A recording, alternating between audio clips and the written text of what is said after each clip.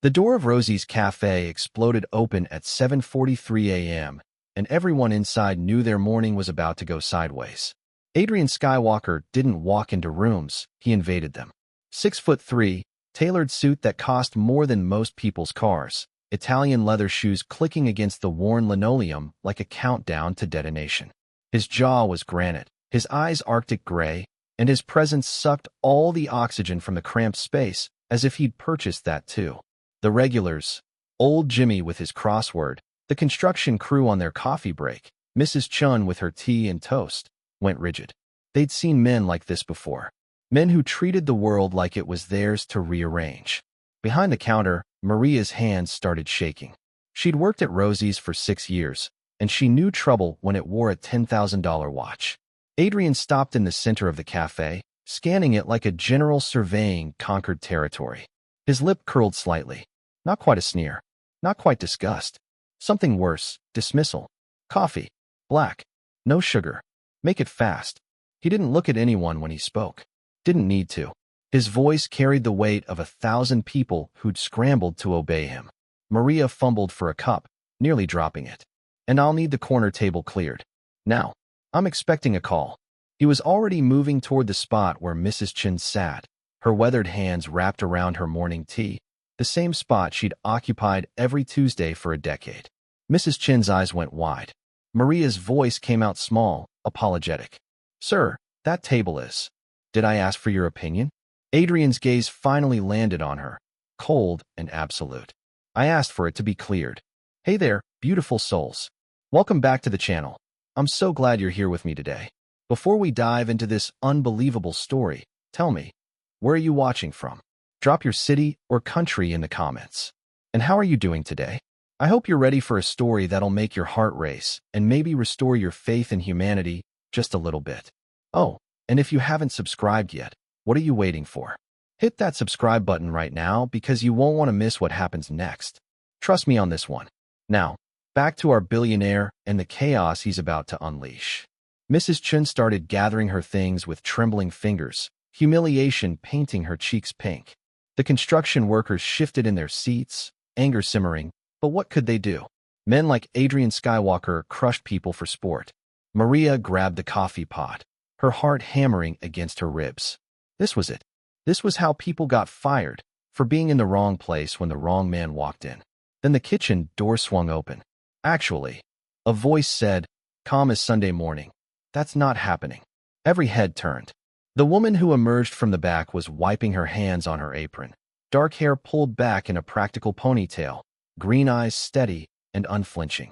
She moved with quiet confidence, not rushed, not aggressive, just certain. This was Elena Wick, 3 days into her new job, and she looked at Adrian Skywalker like he was just another customer who needed to learn the menu. Adrian's head snapped toward her, his expression frozen somewhere between shock and disbelief. Excuse me. You're excused. Elena stepped beside Maria, gently taking the coffee pot from her shaking hands. But Mrs. Chun isn't moving. She sits there every Tuesday morning. Has for 10 years. You can take any other available table. The cafe held its breath. Adrian blinked once. Twice. His mouth opened, then closed. Nobody, and the emphasis here cannot be overstated, nobody spoke to Adrian Skywalker this way. Not his board of directors. Not his lawyers. Not the mayor who'd called him personally last week to beg for a donation. Do you have any idea who I am? His voice dropped to something dangerous, a blade wrapped in silk. Elena poured coffee into a mug with steady hands, set it on the counter. Someone who needs to wait their turn like everyone else. Coffee's ready when you pick a table that's actually empty. The construction crew's jaws went slack. Jimmy's pen hovered frozen over his crossword. Maria looked like she might faint. But Adrian Skywalker, who'd fired executives for being 30 seconds late, who'd demolished competitors with a phone call, who'd built an empire by never accepting anything less than immediate compliance, did something no one expected. His face cracked. Not with rage. Not with the volcanic fury everyone anticipated. Something else entirely flickered across those cold gray eyes. Something that looked almost like recognition. Like a man who'd been sleepwalking for years and suddenly felt the ground beneath his feet. He stared at Elena like she'd just spoken a language he'd forgotten existed. No, The word came out barely above a whisper, tasting foreign on his tongue. You're saying no? That's exactly what I'm saying. Elena met his gaze without flinching, without malice, without fear. This is Rosie's Café. We treat people with respect here. All people. If that doesn't work for you, there's a Starbucks 3 blocks down. The silence stretched taut as a wire. Adrian's hand flexed at his side. His jaw worked. Every person in that cafe could see the war happening inside him. Instinct screaming to destroy this insolent woman, to remind her of her place, to reassert the natural order where his word was law. But something else was fighting back. Something buried so deep he'd forgotten it was there. When he finally spoke, his voice was different. Smaller. Almost human. He stopped. Started again. I don't remember the last time someone said no to me. Elena picked up a clean mug, poured a second coffee. Then it's been too long. She set the mug down gently, and in that moment, everyone watching knew they were witnessing something impossible. Adrian Skywalker was breaking, and what came next would change everything. Hello, beautiful souls. Welcome back. Before we dive in, drop your city in the comments. I want to know where you're watching from. And if you haven't subscribed yet, hit that button now. You don't want to miss what happens next. Now, let's get into it. Adrian Skywalker had built his empire on a simple principle. Hesitation was death. You struck first, struck hard, and never apologized. At 34, he controlled more wealth than some small nations, commanded respect through fear, and moved through life like a shark through water, constantly forward, never stopping. But right now, standing in this nowhere cafe with its chipped counters and faded photographs on the walls, he felt something he hadn't experienced since childhood. Uncertainty. Elena watched him with those steady green eyes, waiting. Not aggressive, not submissive, just present, like she could stand there all day if needed, unbothered by his silence, his reputation, his power. The corner table by the window is open, she said finally, nodding toward the spot. You'll have privacy for your call. It wasn't a command, wasn't a suggestion, just a statement of fact, offered without judgment. Adrian's feet moved before his brain caught up. He found himself walking to the empty table, sitting down like a normal person, his expensive suit suddenly feeling like a costume. Behind him, he heard Mrs. Chun let out a shaky breath of relief. Elena brought the coffee over, set it down gently. This close, Adrian noticed things he'd missed in his initial fury. The small scar above her left eyebrow, the calluses on her hands that spoke of real work, the way she moved with economy and purpose. Nothing wasted. Nothing performative. Thank you, he heard himself say. The words felt rusty. Something flickered in her expression. Surprise, maybe, or recognition. You're welcome. She turned to leave, but Adrian's voice stopped her. Wait. He didn't know why he spoke. Didn't know what he wanted to say. What's your name? Elena. She studied him with open curiosity now, like he was a puzzle she was trying to solve. You're Adrian Skywalker. Real estate. Tech investments. That new tower downtown. You've heard of me. Everyone's heard of you. She said it without admiration or contempt. Just fact. You're the man who bought the Riverside apartments and evicted 200 families to build luxury condos. The words landed like punches. Adrian's jaw tightened. That was business. Those families were compensated. At 30% below market value, with 30 days' notice, right before Christmas. Elena's voice remained calm, but something burned behind her eyes now. My sister was one of them. Single mom, 2 kids. You know where she is now? Living in her car, trying to save enough for a deposit somewhere else. The cafe seemed to shrink around him. Adrian felt the weight of every stare, every judgment. He wanted to defend himself, to explain market dynamics and investment returns and the cold mathematics of profit. But the words died in his throat. Because Elena wasn't wrong. I didn't know, he said quietly. You didn't ask. She picked up a rag, wiped down the already clean table. That's the problem, isn't it? Men like you don't ask. You just take. Before he could respond, his phone buzzed. The call he'd been waiting for, the Henderson merger, $800 million, his biggest deal this quarter. He should answer, should focus, should remember who he was and what mattered. Instead, he watched Elena walk back to the counter, greeting each regular by name, laughing at something Jimmy said about his crossword, pouring fresh coffee for the construction crew with the kind of easy grace that came from actually caring about people. When had he stopped caring about people? His phone buzzed again. Adrian declined the call. Maria appeared at his table, nervous but determined. Sir, I'm sorry about before. Elena, she's new. She doesn't understand how things. No. Adrian cut her off, but his voice was gentle. Gentler than it had been in years. She understands perfectly. I'm the one who doesn't. Maria blinked, confused, then scurried away.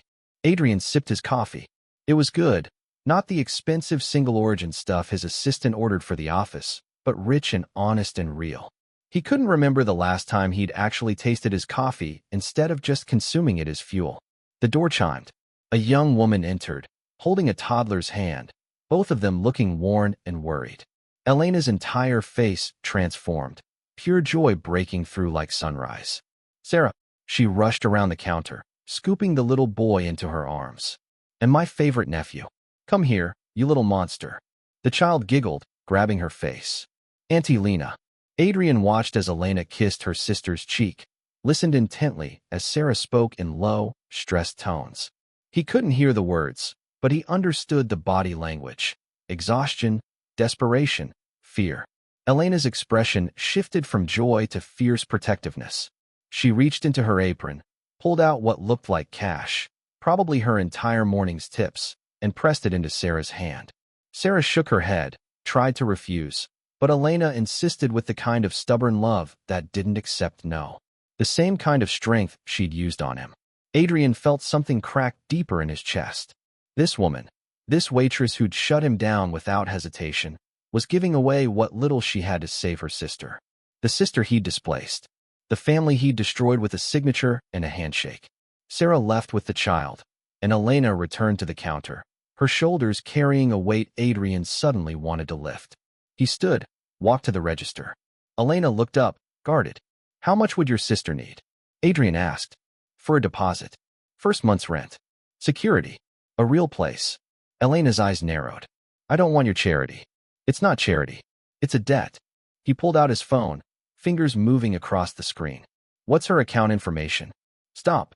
Elena's hand covered his phone, firm. You don't get to buy your way out of guilt, Mr. Skywalker. That's not how this works. Then how does it work? The question came out raw, almost desperate. Tell me. Because I don't know anymore. Elena held his gaze for a long moment. Then, impossibly, her expression softened just slightly. You learn to see people, she said quietly. Really see them. Not as obstacles or assets, but as human beings with lives that matter as much as yours. Before he could respond, the door burst open again, and everything was about to get much more complicated. 3 men in dark suits flooded into Rosie's Café like a corporate invasion force. The one in front, silver-haired, vulture lean, with a smile that never reached his eyes, locked onto Adrian immediately. There you are. Richard Corleone, Adrian's business partner and the second-largest shareholder in Skywalker Enterprises, moved with predatory precision. You've been ignoring my calls. Adrian's entire body went rigid. Richard here, in person, meant something had gone catastrophically wrong. I'm in the middle of. The Henderson deal is falling apart. Richard's voice dropped to a lethal whisper, but in the small cafe, everyone heard. They're backing out. Someone leaked the Riverside situation to the press. Billionaire evicts families before Christmas. It's everywhere. Henderson won't touch us now. We're about to lose $800 million. The construction crew exchanged glances. Mrs. Chin's teacup rattled against its saucer. Adrian felt the walls closing in. $800 million. The merger had taken 18 months to negotiate. Without it, the quarterly projections would collapse, the board would revolt, and everything he'd built would be at risk. Who leaked it? Adrian asked, though part of him already knew the answer didn't matter. Does it matter? Richard's eyes flicked toward Elena, who stood behind the counter, watching. What matters is fixing it. Now, we need to issue a statement, bury the story, offer Henderson whatever they want. No. The word hung in the air like a grenade with its pin pulled. Richard's head snapped toward Adrian. What did you say? I said no. Adrian stood, and something in his posture had shifted. Still uncertain, still finding his footing, but no longer willing to run. The story isn't false. We did evict those families. I did that. So what? Richard's laugh was sharp, dismissive. This is business, Adrian. You apologize, write a check to some charity, and move on. You don't throw away $800 million because you suddenly grew a conscience. Elena set down the glass she'd been drying. Her voice cut through the tension. Maybe he should. Richard turned on her like a snake striking. I'm sorry, who the hell are you? Someone who knows the difference between right and wrong. Elena didn't flinch. Unlike you. Elena, Adrian started, but Richard was already advancing on her. You think you understand business? You think your little moral high ground means anything in the real world? Richard's smile turned cruel. Let me guess, you're one of the Riverside tenants. Or related to one. That's what this is about. My sister lost everything because of you people. Your sister should have read her lease more carefully. Richard pulled out his phone, fingers flying. Actually, let's make this interesting. Elena, what's your last name? Elena's jaw tightened, but she answered. Wick. Elena Wick. Richard's smile widened as he scrolled. Oh, this is perfect. Your sister Sarah Wick, currently 3 months behind on her car payments, maxed out credit cards, missed a court date for a traffic violation last month. One call to the right people, and she loses that car. Then where does she live? The cafe went deathly silent. Adrian felt ice flood his veins. Richard, stop. Why? This is what we do, Adrian. We find pressure points and we press. It's how we built an empire. Richard kept his eyes on Elena, enjoying her fury, her helplessness. So here's the deal, sweetheart. You keep your mouth shut about Riverside, stop filling my partner's head with this moral redemption nonsense, and maybe your sister keeps her car. Maybe. Elena's hands were shaking, not with fear, but with rage so pure it was incandescent. You're threatening my family. I'm making a business arrangement. You're a monster. I'm successful. There's a difference. Adrian moved before he could think, putting himself between Richard and Elena. That's enough. Richard's expression flickered, confusion, then calculation. Adrian, what are you doing? Something I should have done years ago. Adrian's voice was steady now, certain. You're out. I'm what? Out. Of the company. Of the partnership. I'm buying out your shares. Name your price. Richard laughed, but it sounded hollow. You can't be serious. Because of some waitress? Because you had one moment of weakness? Because I finally heard someone tell me no. Adrian glanced at Elena, then back at Richard. And I realized how long it's been since anyone challenged me. How long I've been surrounded by people like you who only know how to take. You'll lose everything. Richard's composure cracked. The board will never support this. Henderson is gone. The merger is dead. You're committing corporate suicide. Maybe. Adrian pulled out his phone, started typing. But at least I'll be able to look at myself in the mirror. Richard stared at him like he'd grown a second head. Then his expression hardened into something vicious. You're going to regret this. Both of you. He turned and stormed out, his suited companions scrambling after him. The door slammed shut. The cafe erupted in whispers, but Adrian only heard white noise. His heart was hammering. He'd just nuked his own company, destroyed the merger, made an enemy of the most ruthless businessman he knew. And he felt more alive than he had in a decade. Elena was staring at him, her expression unreadable. That was incredibly stupid. Probably. You just lost $800 million. Seems that way. Your business partner is going to destroy you. He'll certainly try. Elena shook her head, but something had changed in her eyes. Something that looked almost like respect. Why did you do that? Adrian met her gaze, and for once in his life, told the complete truth. Because you were right. I've been taking from people for so long, I forgot how to give. And I'm tired of being the villain in everyone's story. So what now? Elena asked quietly. Adrian looked around the cafe, at Mrs. Chun, at Jimmy, at the construction crew, at Maria. At all the ordinary people living ordinary lives that had somehow become extraordinary in this moment. Now, he said, I figure out how to make things right. Starting with your sister. Elena's eyes widened. Adrian. And then I'm going to need your help. He managed a small, uncertain smile. Because apparently, I don't know how to be a decent human being. But I'd like to learn. Elena studied him for a long moment. Then, impossibly, she smiled back. Okay, she said. But it's going to cost you more than money. I'm counting on it. Neither of them knew it yet. But outside, Richard was already making calls. And the real battle was about to begin. The next 72 hours unfolded like a slow-motion avalanche. Adrian transferred enough money into Sarah's account to cover 6 months of rent, a security deposit, and a reliable used car. He did it anonymously, but Elena knew. She found him the next morning at Rosie's. He'd become a regular, taking the same corner table, learning everyone's names, actually listening when they spoke. "You didn't have to do that," she said, setting down his coffee. "Yes, I did." He looked up at her, and the exhaustion in his eyes told its own story. "Richard's already started.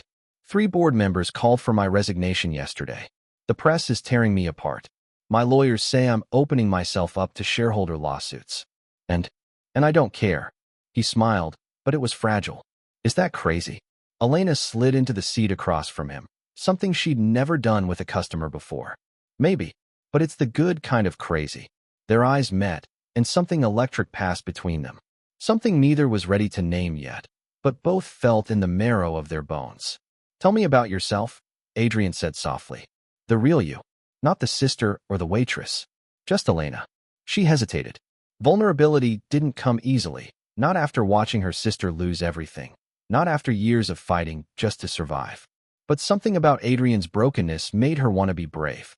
"I wanted to be a teacher," she admitted. "Elementary school. I had 2 years of college before my parents died, and Sarah needed help with the kids. So I put my dreams on hold, took whatever work I could find." She traced the rim of her coffee cup. "Sometimes I wonder what I could have been if life hadn't gotten in the way. It's not too late." Easy for a billionaire to say. Former billionaire, at this rate. But Adrian's smile was genuine now. "I'm serious, Elena. What if I helped? Paid for school, made sure Sarah was stable so you could." "Stop." Her hand covered his, and they both froze at the contact. "You can't fix everything with money. That's the whole point." "Then what can I fix?" She squeezed his hand once before pulling away. "Yourself. The rest will follow." Over the next week, they fell into a rhythm. Adrian would arrive at 7, stay until noon, working from his laptop while Elena moved through her shift. He started helping bus tables when things got busy. Started remembering how Jimmy liked his crossword discussed, but not solved. Started bringing pastries from the expensive bakery downtown for the construction crew. Small things. Human things. And slowly, people stopped looking at him like a predator and started seeing him as just Adrian. But Elena kept her distance emotionally. Even as she found herself watching him more, noticing the way he laughed at Mrs. Chen's stories, how gently he spoke to the young mother with the crying baby, the quiet generosity he showed when he thought no one was looking. "You're falling for him," Maria whispered one afternoon, catching Elena staring. "I'm not. Honey, I've worked here 6 years. I know what love looks like." Elena's heart clenched. "It doesn't matter what I feel. We're from different worlds. Once he gets bored playing regular person, he'll go back to his penthouse and his empire, and I'll still be here, pouring coffee. Maybe. Or maybe he's finally found something worth more than money." That night, after closing, Elena found an envelope taped to the staff room door. Inside, a check for $50,000 made out to Rosie's Café, with a note in Adrian's precise handwriting. "For repairs, equipment, whatever you need. Not charity. Investment in a place that taught me more about being human than 34 years of success ever did." "Hey." Elena clutched the check, emotions warring inside her. Gratitude. Fear. Something dangerously close to hope. Her phone buzzed. Unknown number. "Hello." Elena Wick. Richard's voice was smooth poison. "We haven't been properly introduced. I'm calling to make you an offer." Her blood went cold. "I'm not interested. $1 million. Cash. Walk away from Adrian, quit the cafe, take your sister, and disappear. You both get to start over, and my partner remembers who he really is. He knows who he really is. That's what terrifies you. What terrifies me is watching a brilliant man throw away his legacy for a woman he barely knows." Richard's tone sharpened. "You think this is love? It's guilt. Temporary insanity. 6 months from now, he'll resent you for the empire he lost. I'm offering you an exit before the crash." Elena's hand trembled. $1 million. Sarah would never struggle again. She could finish school, build the life she'd dreamed of. All she had to do was leave Adrian behind. "I need to think about it," she heard herself say. "You have 24 hours. After that, things get complicated." Richard hung up. Elena stared at her phone, her reflection ghost-like in the dark screen. What was she doing? Adrian was right. They barely knew each other. This wasn't a fairy tale. This was real life, where billionaires didn't change and waitresses didn't get happy endings. The next morning, she called in sick for the first time in 3 years.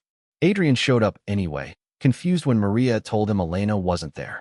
He tried texting, calling. Nothing. By noon, panic had settled into his chest like a stone. She okay? Jimmy asked, looking up from his crossword. I don't know, Adrian admitted. I think I scared her off. Or someone else did. Jimmy tapped his pen against the table. That silver-haired snake who came in last week? Saw him outside yesterday, watching the cafe. Man like that doesn't give up easy. Adrian's blood turned to ice. Richard. He was out the door before anyone could speak. Phone already dialing Elena's number, mind racing through every terrible possibility. Because if Richard had gotten to her, if he'd threatened her, offered her money, made her doubt, the call went to voicemail. Adrian's hand tightened around his phone, and for the first time since this all began, he felt genuine fear. Not for his company, not for his reputation, for the woman who'd taught him how to be human again. And he might have just lost her before he ever really had her. Drop your city in the comments. I want to know where you're watching from. And if you haven't subscribed yet, hit that button now. You don't want to miss what happens next. Adrian found Elena's apartment building in a part of the city he'd driven past 1,000 times but never actually seen. Cracked sidewalks, peeling paint, children playing in a parking lot that doubled as their only playground. His $800 shoes felt obscene against the concrete. He knocked on apartment 2C. No answer. Knocked again, harder. The door opened 6 inches, chain still engaged. Elena's face appeared in the gap, eyes red-rimmed, exhausted. You shouldn't be here, she said quietly. Richard called you. Didn't he? Her silence was answer enough. Elena, please. Whatever he offered, whatever he said. $1 million. The words came out hollow. For me and Sarah to disappear. Adrian's heart stopped. And I spent all night trying to figure out what kind of person I am. She laughed bitterly. Turns out I don't know anymore. Let me in. Please. She hesitated, then unhooked the chain. The apartment was tiny, maybe 400 square feet, but spotlessly clean. Second-hand furniture arranged with care. Children's drawings taped to the refrigerator. A life built from scraps and determination. Elena sat on the worn couch, arms wrapped around herself. Sarah's been sleeping in her car for 3 months. My nephew asks me why they don't have a home anymore. And I keep telling them it'll get better, but I don't know if that's true. Adrian sat beside her, careful to leave space between them. So take the money. Her head snapped toward him. What? Richard's right. I barely know you. I'm a mess trying to figure out who I am. You deserve security, and your family needs help now, not in some uncertain future. The words physically hurt. Take the money, Elena. I'll understand. You're telling me to take a bribe to abandon you? I'm telling you to save your family. He managed a broken smile. That's what good people do, right? Put others first. Elena stared at him like he'd grown a second head. Then she started laughing.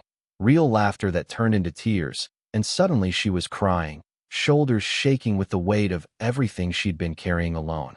Adrian did the only thing he could think of. He pulled her close. She collapsed against him, and he held her while she shattered, whispering the same words over and over. I'm sorry. I'm so sorry. When she finally pulled back, her eyes were clearer. Determined. I'm not taking his money, she said. And I need to show you something. She grabbed her laptop, opened it to a news article dated 2 days ago. The headline made Adrian's blood run cold. Skywalker Enterprises board votes no confidence. CEO Adrian Skywalker ousted in unanimous decision. What? Adrian grabbed the laptop, scanning the article. The board had met in emergency session. Richard had convinced them Adrian was having a breakdown. They'd voted him out as CEO, installed Richard as interim leader, and frozen Adrian's access to company assets pending a competency evaluation. Keep reading, Elena said softly. Adrian scrolled down, and that's when he saw it. Buried in the financial disclosures, Richard had been embezzling from Skywalker Enterprises for 18 months. Millions of dollars, siphoned through shell companies and offshore accounts. The Henderson deal wasn't falling apart because of bad press. It was falling apart because Henderson's due diligence had uncovered the fraud. And Richard had blamed it all on Adrian. How did you find this? Adrian whispered. Jimmy. Elena pulled up another tab, a private investigator's report. Turns out the old guy doing crosswords at the cafe? Retired forensic accountant. Used to work corporate fraud cases. He noticed something off about your partner when he came in, started digging on his own. Adrian's mind reeled. Richard hadn't just betrayed him. He'd been systematically destroying the company from within, then used Adrian's moral crisis as cover for his own crimes. There's more. Elena's voice was grim. Richard's been buying up your company stock through proxies. Once the board declares you incompetent and removes you permanently, he'll have controlling interest. He gets your empire and pins all his crimes on you. Son of a... Adrian stood, pacing. How long have you known? Since yesterday. Jimmy brought me the report after Richard called. She stood too, moving close. That's why I went dark. I wasn't running away, Adrian. I was getting evidence. Building a case. Why? The question came out raw. Why would you do this for me?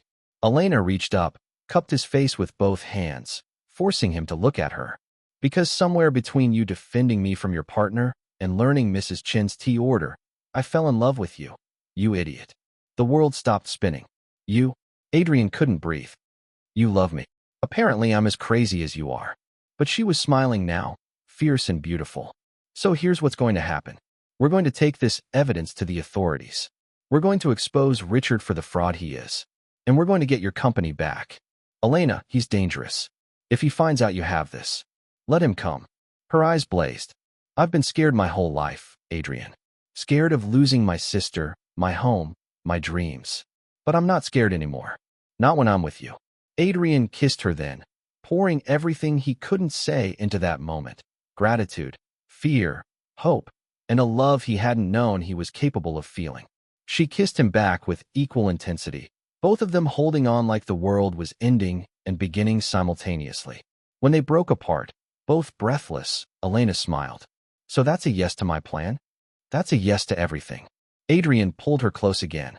But we need to move fast. If Richard suspects... His phone rang. Unknown number. They exchanged glances. Adrian answered, putting it on speaker. Adrian. Richard's voice was silk over steel. I have something you want. Or rather, someone. In the background, a child's frightened cry. Elena's face went white. That's my nephew.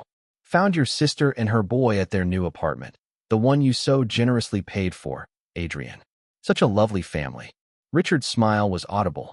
Here's how this works.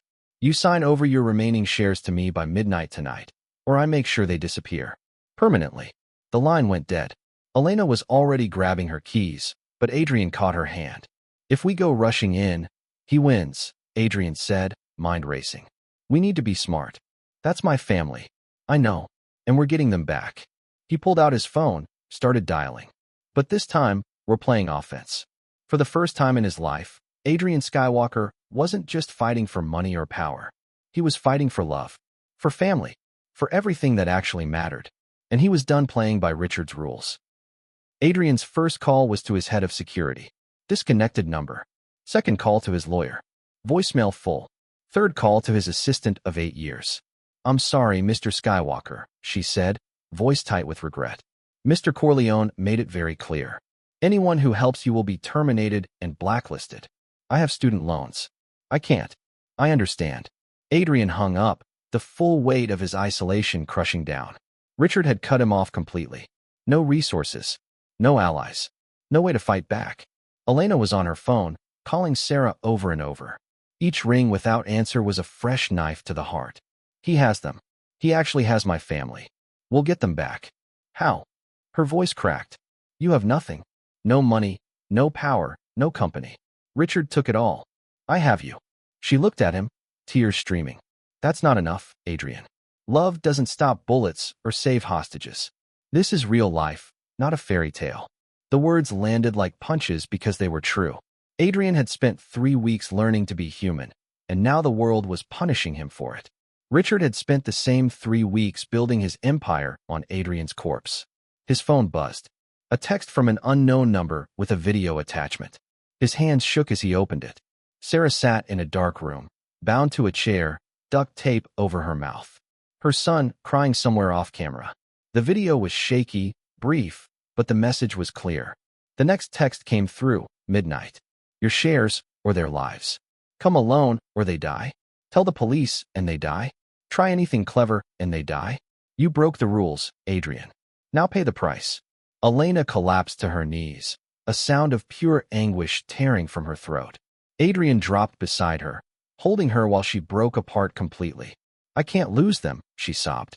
They're all I have. They're everything. You won't lose them. I promise.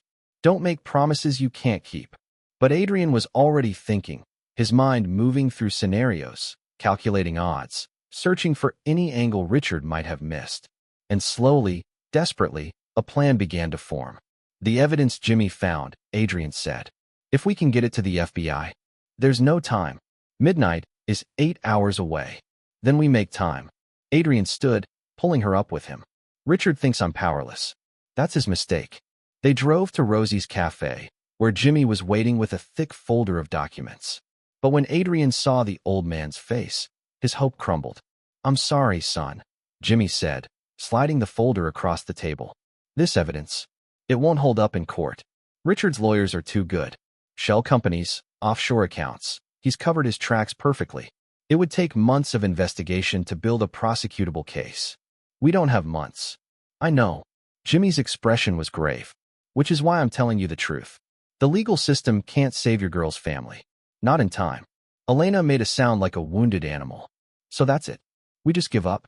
Or I give him what he wants, Adrian said quietly. Sign over the shares. Let him win. And then what? Jimmy leaned forward. You think Richard lets them go after? He's a man who kidnaps children, Adrian. Witnesses don't fit his business model. The truth of it settled over them like a shroud. Even if Adrian surrendered everything, Richard would eliminate Sarah and her son to tie up loose ends. They were already dead unless. The cafe door chimed. Richard walked in, flanked by 2 security guards, that serpent smile firmly in place. I thought I might find you here. Your little refugee camp for the morally righteous. Adrian stood slowly. Let them go, Richard. You've won. The company's yours. Just let them go. Oh, Adrian. Richard actually laughed. You still don't understand how this works. You humiliated me. Made me look weak. That requires a lesson. He glanced at Elena. A permanent one. Elena lunged at him. But the security guards caught her, holding her back as she fought and screamed. Here's what happens, Richard continued, pulling out a contract. You sign this. Transfer your shares. Then, tragically, you'll take your own life, distraught over losing your empire, drowning in guilt over the families you hurt. Very sad. Very neat. And Elena's family? Disappears. Gas leak in their building, maybe. Terrible accident. No witnesses, no evidence, no problem. Richard's eyes were dead, empty. This is the world you abandoned, Adrian. The one where money is the only thing that matters and mercy is just another word for weakness. Adrian looked at Elena, still struggling against the guards, her face a mask of rage and terror. He looked at Jimmy, who sat frozen, understanding there was nothing his evidence could do now. He looked at Maria, at Mrs. Chun, at the construction crew, all the ordinary people who'd taught him what it meant to be human. And he realized Richard was right about one thing. The old rules didn't apply anymore. Okay, Adrian said, reaching for a pen. I'll sign. Adrian, no. Elena screamed. But Adrian was already writing his name, each letter feeling like a funeral. His company, his legacy, everything he'd built. Gone. Richard took the contract, examined it, smiled. Excellent. Now for the rest. He nodded to the guards, who pulled out weapons. Not guns, something worse. Syringes filled with clear liquid. Make it look natural, Richard said. Overdose is so common among the disgraced wealthy. The guards advanced on Adrian. And that's when every light in the cafe went out. In the darkness, someone moved. Fast. Precise. Deadly. When the emergency lights flickered on 3 seconds later, both guards were on the ground, unconscious. Their weapons gone. And standing behind Richard, pressing something sharp against his spine, was Elena. You made a mistake, she said, voice cold as winter. You assumed I was just a waitress. Richard's confidence finally cracked. What? Marine Corps. 2 tours overseas. Close protection specialist before I came home to help my sister. Elena's smile was terrifying. You should have done better research. Behind them, the cafe door opened. Federal agents poured in, weapons drawn. Jimmy stood, pulling out a badge. FBI retired. Thanks for the confession, Richard. We got every word. Richard's face went white as they realized what happened. They'd been played. But even as the agents cuffed Richard, even as he screamed threats and curses, Elena's phone buzzed. A text from another unknown number. Your sister and nephew. Collateral has been relocated. You have 2 hours to surrender, or I start mailing pieces. R's associate. Elena's triumph turned to ash. They'd caught Richard, but his people still had her family, and now they had nothing left to bargain with. The FBI command center was chaos. Agents shouting coordinates, tracking phone signals, running facial recognition on Richard's known associates. But every lead turned cold. Every trace disappeared into digital smoke. Elena sat apart from it all, staring at her phone, at the photo of her nephew's 3rd birthday party. Adrian stood behind her, one hand on her shoulder, feeling utterly useless. They're ghosts, Agent Martinez said, frustration bleeding through his professional veneer. Richard had contingencies. Multiple safe houses, encrypted communications, associates with no paper trail. It's like they vanished. They didn't vanish. Elena's voice was hollow. They're just better at hiding than you are at finding. Adrian's mind was spinning in circles, searching for something, anything, they'd missed. Richard was in custody, screaming about lawyers, but his people were still out there. Still holding Sarah and the boy? Still waiting for. Wait. Richard's phone, Adrian said suddenly. When they arrested him, they took his phone. Martinez nodded. Standard procedure. Forensics is examining it now. No. Adrian grabbed the agent's arm. You don't understand. Richard is obsessive about control. He wouldn't leave his associates without a way to contact him. And he's too paranoid to use normal channels. Elena's head snapped up. You think there's a way to reach them through his phone? I know there is. He showed me once. Encrypted messaging app, routes through international servers. If we can access it, his lawyers will block us for days, Martinez said. Constitutional rights, due process. Then don't tell his lawyers. Elena stood, something fierce igniting in her eyes. How long would you need? Ma'am, I can't authorize. I'm not asking for authorization. Elena looked at Adrian, and he saw the warrior she'd been, the protector she still was. I'm asking how long. Martinez studied them both. Then he made a decision. 10 minutes. After that, I was in the bathroom and have no idea what happened to Richard's phone. He left the room. 2 minutes later, Adrian had the phone, his fingers flying across the screen. Richard had always been predictable in his paranoia. Dates, numbers, combinations that meant something to him. Adrian tried his company's founding date. Wrong. His birthday. Wrong. Then, on instinct, he tried the date of their first major deal together. The phone unlocked. I'm in, Adrian breathed. Elena leaned over his shoulder as he navigated to a black icon tucked in a utilities folder. The encrypted app opened, showing a conversation chain marked only with Project Cleanup. The messages made Adrian's blood run cold. Asset secured. Awaiting confirmation. Package ready for disposal. Timeline. Boss arrested. Initiating Protocol Sigma. Protocol Sigma. Adrian remembered that term from a conversation years ago, back when he and Richard were discussing contingencies for hostile takeovers. Protocol Sigma meant scorched earth, eliminate all evidence, all witnesses, all liability. The most recent message was time-stamped 4 minutes ago, 2 hours until disposal. No response from boss. Proceeding as planned. They're going to kill them, Elena whispered. We have less than 2 hours. But Adrian was already typing, his heart hammering. He knew Richard's communication style, his patterns, his cadence. He typed carefully, delay disposal. Situation changed. New orders incoming. They waited. 30 seconds. A minute. Then, verification code. Adrian's mind raced. Richard used rotating codes, different for each operation. He'd have no way to know what. Unless. The contract, Adrian said. The one I signed. Richard mentioned a verification system for transferring assets. What if he uses the same code structure? He pulled up a photo of the contract he'd signed, found the 16-digit reference number, typed it in. Adrian typed, new location for disposal. Grid coordinates to follow. Move package immediately. Understood. ETA? This was it. The moment everything hinged on.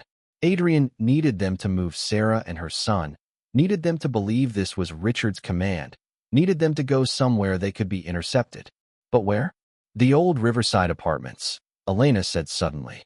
The ones we talked about. They're empty, isolated, easy to contain. If we send them there, they'll suspect a trap. Not if it's plausible. Richard would want poetic justice. killing my family in the building that started all this. Her eyes met his. It's exactly the kind of cruel symmetry he'd love. She was right. Adrian typed the coordinates, added, final cleanup at origin site. Poetic. Then scatter and await further instructions. The response came fast, smart. Moving package now. ETA 40 minutes. Elena was already on her feet, calling Martinez. Get your tactical teams to Riverside. Now. We've got them. The next 40 minutes were the longest of Adrian's life. FBI teams mobilized in silence, surrounding the abandoned apartment complex. Snipers on rooftops. Agents in unmarked vehicles. Everyone waiting, weapons ready, for Richard's people to walk into the trap. Elena stood beside Adrian behind the command vehicle, body coiled tight as a spring. He took her hand, and she squeezed back so hard it hurt. If this doesn't work, she started. It'll work. You can't know that. I know I love you. Adrian turned to face her. And I know that whatever happens, I'm a better man because you said no to me in a cafe. You gave me back my humanity. That's worth more than any empire. Elena's eyes shimmered. If we survive this, I'm going to marry you, you know. Is that a threat or a promise? Both. Martinez's voice crackled through the radio. We have movement. Black van, 2 occupants visible in front. Pulling into the complex now. Everyone tensed. The van stopped. Doors opened. 2 men got out, checked their surroundings, then moved to the back of the van. I've got visual on hostages, a sniper reported. Woman and child. Both appear alive, bound but mobile. Elena made a sound of relief so profound it was almost prayer. Martinez gave the signal. What happened next took 17 seconds. FBI agents swarmed from every direction. The 2 men reached for weapons but were on the ground, cuffed, before they could draw. The van doors flew open. Agents secured Sarah and her son, cutting them free, checking for injuries. And Elena was running. Adrian watched her sprint across the parking lot, watched her reach her sister and nephew, watched all 3 of them collapse together in a tangle of tears and relief and love. He'd never seen anything more beautiful. Martinez clapped him on the shoulder. Good call on the phone. Saved their lives. Elena saved their lives. I just knew Richard's passwords. Still, you did good, Skywalker. Martinez smiled. Maybe there's hope for you billionaires after all. Adrian watched Elena holding her family, watched the sun breaking through the clouds above the abandoned building where he'd once displaced hundreds of families without a second thought. And for the first time in his life, he understood what wealth actually meant. Not money, not power, not empires or mergers or quarterly returns. Just this. Connection. Love. People who mattered more than profit. Elena looked back at him across the parking lot, tears streaming down her face, and mouthed 2 words, thank you. Adrian mouthed back, I love you. But even in this moment of victory, he knew the hardest part was still coming. Because Richard's arrest, the rescue, the evidence, it was all just the beginning. Now they had to rebuild, had to face the consequences, had to figure out what came next. Together. 3 days later, Adrian stood outside the federal courthouse, adjusting a tie he'd borrowed from Jimmy. Everything he'd owned, the suits, the watches, the penthouse apartment, had been seized as assets during the investigation. He'd spent the last 72 hours sleeping on Elena's couch, eating takeout, and preparing for the board meeting that would determine his future. Elena emerged from her sister's car, wearing a simple dress that somehow made her look more powerful than any designer outfit. Sarah and her nephew waved from the back seat. Safe now, living in a modest rental that Adrian had helped secure with the last of his unfrozen assets. You ready? Elena took his hand. Honestly, no. Adrian looked up at the building. I built that company from nothing. And now I'm about to watch it get dismantled piece by piece. Or rebuilt piece by piece. She squeezed his hand. Into something better. Inside, the emergency shareholders meeting was already in session. The boardroom was packed. Investors, lawyers, journalists, and every member of the board who'd voted Adrian out. Richard sat in handcuffs beside his attorney, smiling like a shark even in captivity. Adrian and Elena took their seats.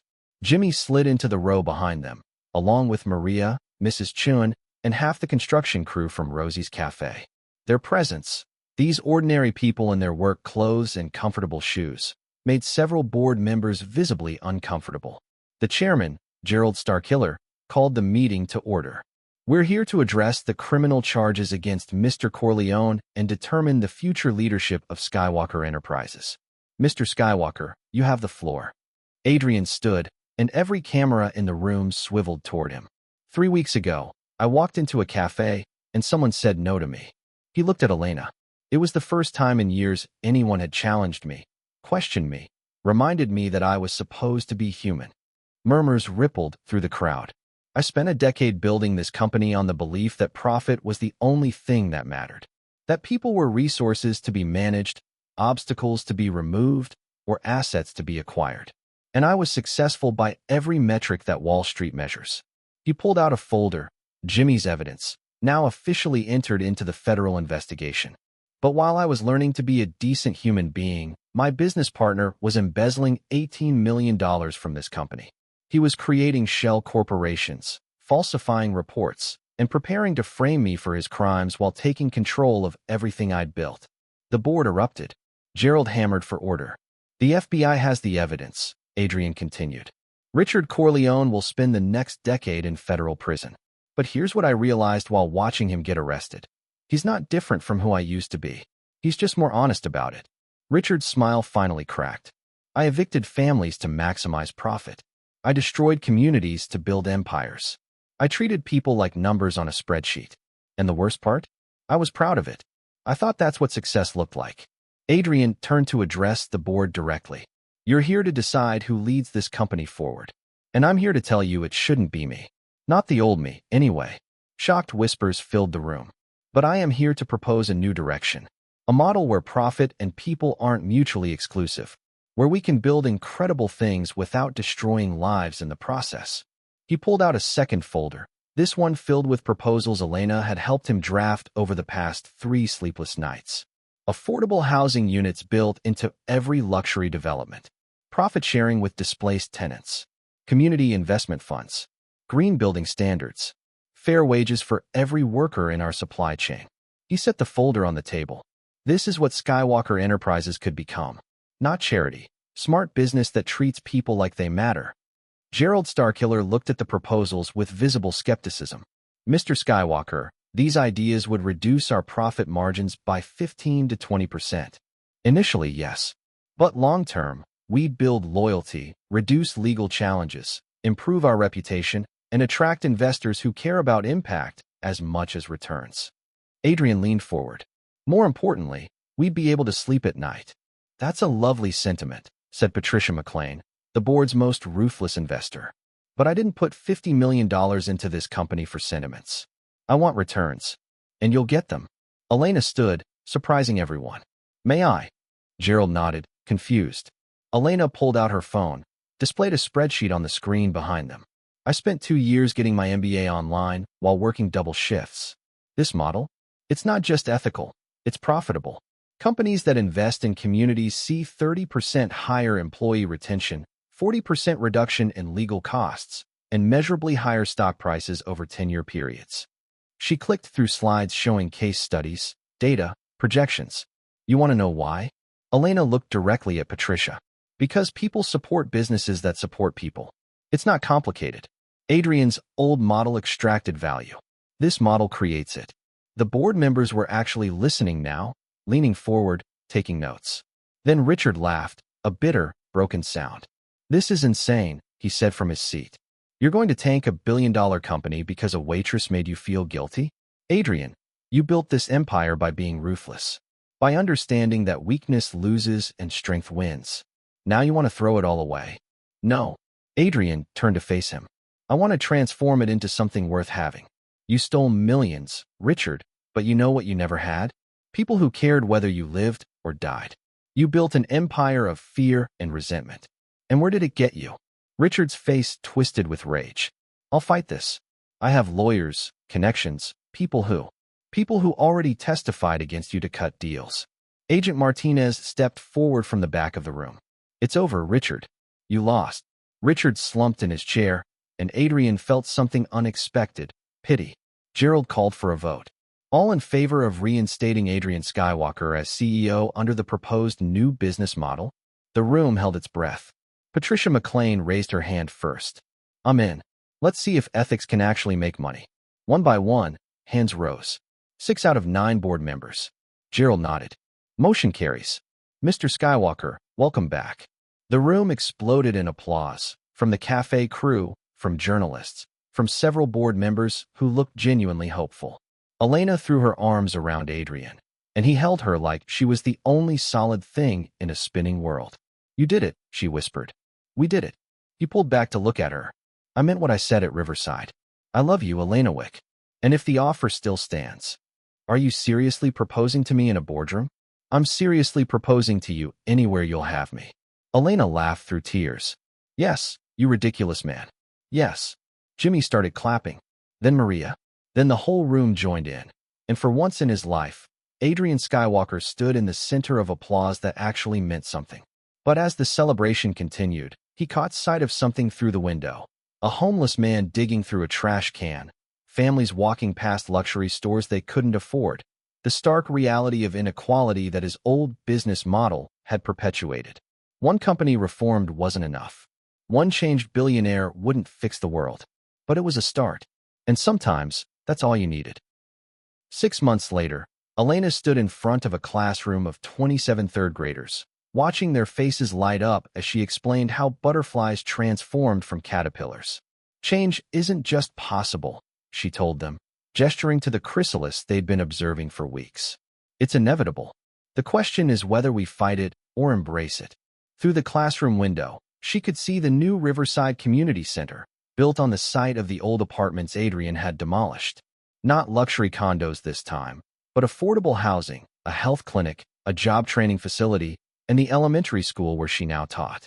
Her phone buzzed with a text from Adrian. Board meeting ran long. Dinner at 7? I'm cooking. Elena smiled.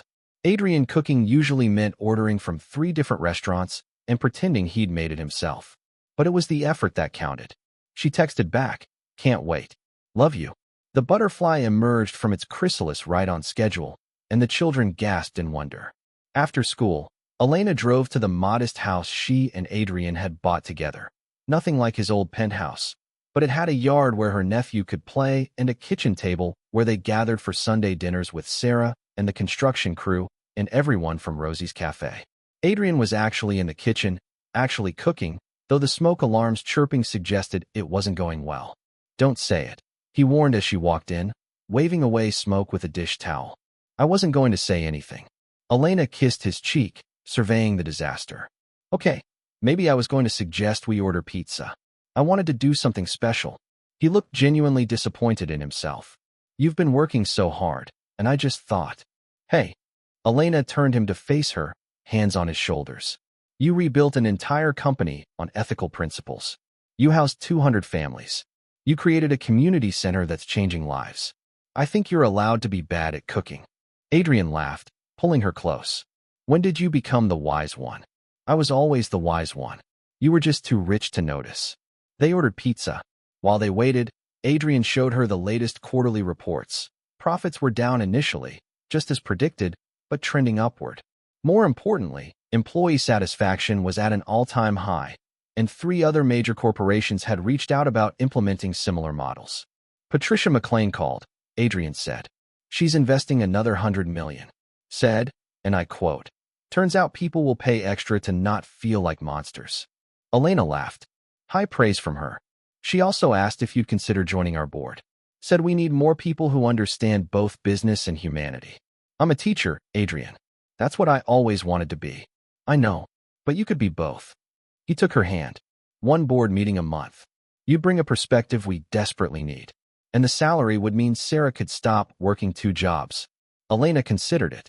6 months ago, she would have said no automatically. Too much, too fast, too far from who she was. But she'd learned something important. You could transform without losing yourself. Okay, she said. 1 meeting a month. But the classroom comes first. Deal. The doorbell rang. Pizza had arrived. But before Adrian could get up, Elena stopped him. Wait. I have something to tell you. She took a breath, nervous energy dancing through her. I'm pregnant. Adrian froze. You're what? About 8 weeks. I found out yesterday. Elena watched his face carefully. I know we haven't talked about kids yet, and we're still figuring everything out, but Adrian kissed her, deep and long and full of everything words couldn't express. When he pulled back, tears were streaming down his face. "I love you," he said, "and I love this baby already. And I promise, I swear, I'm going to be the kind of father who actually knows his child, who shows up, who chooses people over profit. I know you will." Elena wiped his tears. "Because you chose to change. That's the hardest part, and you already did it." The doorbell rang again, the impatient pizza delivery guy, and they both laughed, breaking the emotional tension. Over dinner, they talked about names and nurseries and how terrified they both were. About Sarah's new job at the community center and her nephew's progress in school. About Jimmy's retirement party at Rosie's next month and Mrs. Chin's granddaughter who'd just gotten accepted to medical school. "You know what's weird?" Adrian said, finishing his third slice. "I used to measure success by my net worth. Now I measure it by how many people I saw smile today." "How many was it?" "Lost count after 20. He grinned. "That's a good problem to have." Later, they walked through their neighborhood. This ordinary, middle-class area that Adrian had learned to love. Children playing basketball in driveways. Families on porches. The smell of barbecues and the sound of laughter. "Do you ever miss it?" Elena asked. "The penthouses, the power, the empire?" Adrian thought about it honestly. "Sometimes I miss the simplicity of it, when everything was just numbers and victories.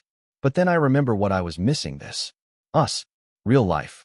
They stopped in front of the Riverside Community Center, lights glowing warm against the evening sky. Inside, families were taking classes, kids were doing homework in the study center, and people were building lives that mattered. "We did something good here," Elena said softly. "You did something good. I just learned to stop doing harm." Adrian wrapped his arms around her from behind, hands resting on her still flat stomach. "But I'm learning. Every day I'm learning." A car pulled up, Sarah and her son, coming for their weekly dinner. The little boy ran to Elena, shouting, "Auntie Lena," with pure joy, and Adrian felt something settle deep in his chest. Peace, purpose, love. Everything he'd spent years chasing in boardrooms and mergers and quarterly projections had been right here all along, waiting for him to be brave enough to see it. They all walked back to the house together, Sarah talking about her day, the nephew chattering about dinosaurs, Elena's hand in Adrian's, the future growing inside her. And Adrian Skywalker, former billionaire, reformed corporate raider, husband-to-be and soon-to-be father, realized something profound. He was finally, completely, undeniably happy. Not because he'd conquered anything or accumulated anything or impressed anyone, but because he'd learned the most important lesson of his life. The richest people aren't those who have the most. They're those who need the least. And all he needed was right here, walking beside him, teaching him daily what it meant to be human. The billionaire who never heard no had finally learned to say yes, to love, to change, to a life that mattered beyond money. And that made all the difference. Thank you so much for reading this story. It means the world to me. If you enjoyed Adrian and Elena's journey, please hit that subscribe button and drop a comment telling me what moment touched your heart the most. Where are you reading from? What other stories would you like to see? Your support keeps these stories coming, and I can't wait to share more transformative tales with you. Until next time, remember, it's never too late to change.